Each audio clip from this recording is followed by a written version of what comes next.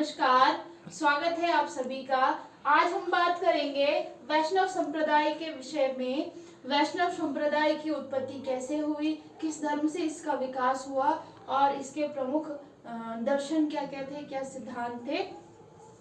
वैष्णव धर्म का विकास मूल रूप से भागवत धर्म से हुआ है और जो ये भागवत धर्म है इसका प्रवर्तक माना जाता है कृष्ण को।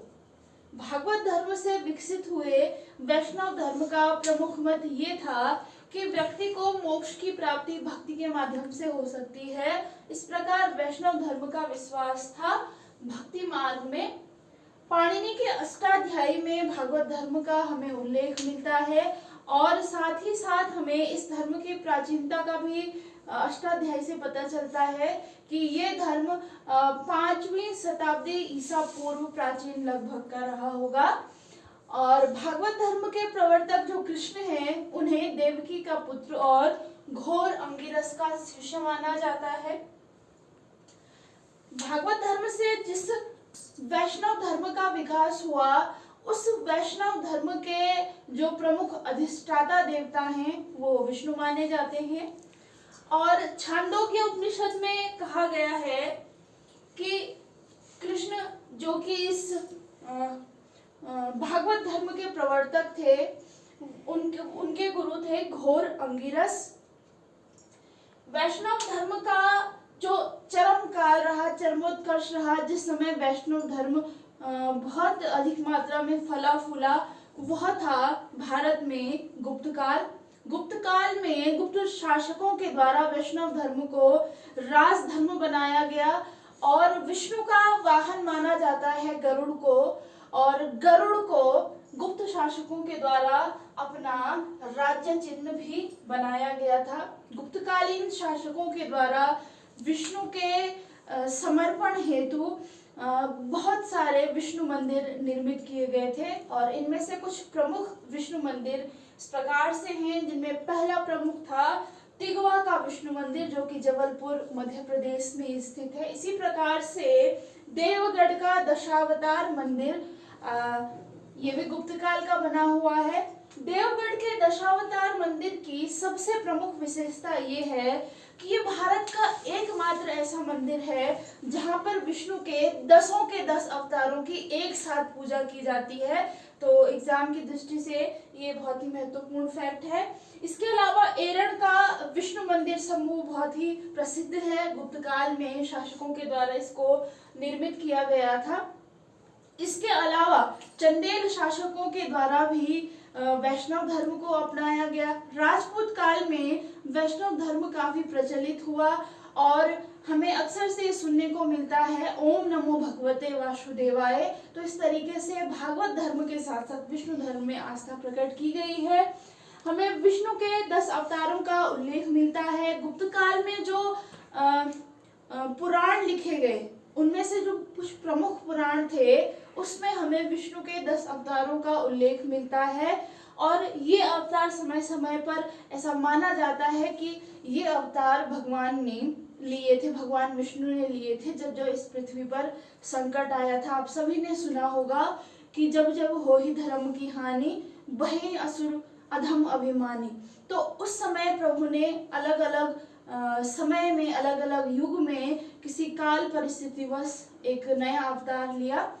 तो प्रमुख जो 10 अवतार हैं इनमें से पहला अवतार है मत्स्य अवतार। प्रत्येक अवतार के पीछे एक कहानी छिपी हुई है।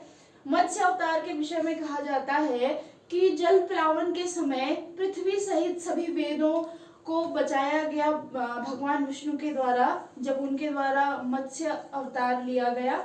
इसी तरीके से उनका दूसरा अवतार था कूर्म अवतार या कच्छप अवतार। उन्होंने कछुए का रूप लिया था और ये अवतार उन्हें तब लेना पड़ा जब जल प्लावन के समय या प्रलय के समय अमृत और जो अनेक बहुमूल्य रत्न थे वो समुद्र में डूब गए। तो भगवान विष्णु ने कछुए का रूप लिया और कछुए के ऊपर मद्रांचल पर्वत रखा गया और वासुकी नाग को रस्सी के रूप में प्रयोग करते हुए देवताओं के द्वारा समुद्र का मंथन किया गया और इस समुद्र मंथन में अमृत, लक्ष्मी सहित 14 रत्नों की प्राप्ति हुई। इसी तरीके से ये अन्य अवतार जैसे वराह अवतार, नरसिंह अवतार काफी फेमस अवतार है भगवान विष्णु का। अपने उनका जो प्रमुख शिष्य था, भक्त था प्रहलाद, उसको बचाने के लिए उसके पिता हिरण्याकश्यपु की हत्या करने के लिए उनके द्वारा लिया गया था। वामन अवतार काफी फेमस है। राजा बलि हुआ करते थे दानवों में, तो राजा बलि बहुत दानी थे, लेकिन उनका आतंक बहुत ज्यादा फैला हुआ था। तो उनकी दानी प्रवृत्ति का एक पक्ष देखते हुए भगवान विष्णु ने उनसे 3 पग भूमि मांगी थी। और कहा जाता है कि भगवान विष्णु के 2 पग में ही, उन्होंने जब वामन अवतार लिया तो वामन भगवान के 2 पद में ही पूरी पृथ्वी समाप्त हो गई। तो तीसरा पद फिर उन्हें बलि के सर पर रखना पड़ा और इस तरीके से जो राजा बलि था उसे पाताल लोक पहुंच गया। इसी तरीके से उनका अगला अवतार था परशुराम अवतार। कहा जाता है कि परशुराम ने कई बार इस पृथ्वी पर क्षत्रियों का नाश किया था। तो प्रथम क्षत्रिय नाशक भी परशुराम को कहा जाता है। और इसके बाद उन्होंने लिया था राम अवतार, रावण के वध के लिए। कंस के वध के लिए उन्होंने कृष्ण अवतार लिया था। और बुद्ध भी भगवान विष्णु के अवतार माने जाते हैं। इस पृथ्वी से, इस संसार से पशु बलि प्रथा को रोकने के लिए। और भविष्य में होने वाला अवतार माना जाता है कल्कि अवतार को। इसी प्रकार हम देखेंगे कि वैष्णव धर्म का उत्तर भारत और मध्य भारत में तो प्रचार प्रसार काफी रहा, लेकिन दक्षिण भारत में वैष्णव संप्रदाय की क्या स्थिति रही। तो दक्षिण भारत में भी दक्षिण भारत के संतों के द्वारा काफी वैष्णव धर्म का प्रचार प्रसार किया गया। वैष्णव धर्म के अनुयायियों को दक्षिण भारत में अलवार कहा जाता है। और अलवारों की संख्या 12 बताई गई है कि अलवारों की संख्या 12 थी। एक प्रमुख अलवार संत हुए हैं तिरुमंगई। तिरुमंगई ने वैष्णव धर्म का दक्षिण भारत में बहुत ही ज्यादा प्रचार प्रसार किया था।